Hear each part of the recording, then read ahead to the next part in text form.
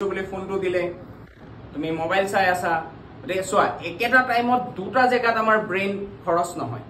আমি human being হয় মানৱ জীৱ হয় আমি যেটো টাইমত চাম আমাৰ ব্ৰেইন একেটা জেগাতে লগাব লাগিব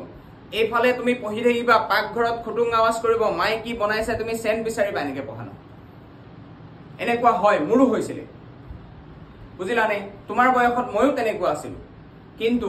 এই বস্তুখিনি আমি কি কৰিব লাগিব ইৰাডিকেট কৰা বুলি কয় এইখিনি বস্তু আমি নাইকা কৰিব পাৰিব লাগিব এইখিনি বস্তু অতৰাব লাগিব অতৰালি কি হ'ব আমি উন্নতিৰ পথত যাব পাৰিম আৰু তোমালোকৰ কাৰণে উন্নতি কি এছএছ ফাইনেল এক্সামিনেশনৰ মাৰ্কশিটখনৰ ওজন গধুৰ কৰা আদাৰৱাইজ বেলেগটো একো নাই আছে জানো নাই তাৰ কাৰণে এইখিনি কৰি আছা আমি কৰি আছো এটো কাৰণে যাতে আমি যিখিনি ছাত্ৰ ছাত্ৰী পঢ়াও তেওঁলোকে যাতে বৰ ভাল এটা নম্বৰ লাভ কৰে আমাৰ এক মিনিট বা এদিনৰ স্যাটিসফ্যাকশন যে আমি পঢ়ুৱা লৰা ছোৱালী ইমান ধুনিয়া নম্বৰ পাইছে শিক্ষকৰ জীৱনত ইয়াতকে বেছি একো নাই বুজি পাইছা এতিয়া তোমালোকৰ ব্ৰেইনত হয়তো এনেকুৱা আহিব যে আপোনালোকে পঢ়াইতো আমাৰ পৰা পইচা লৈ আছে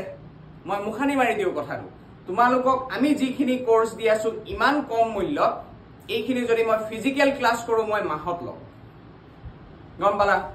এটা ষ্টুডেন্টত ইয়াৰ ইনটু 3 কৰি যিমানটো মই মাহত লও divided by 3 কৰি তোমালোকক গোটেই বছৰৰ কাৰণে দি থোৱা আছে তেতিয়া ভাবিছোৱা তোমালোকক কিমানটো লেভেলত সহায় কৰা হৈছে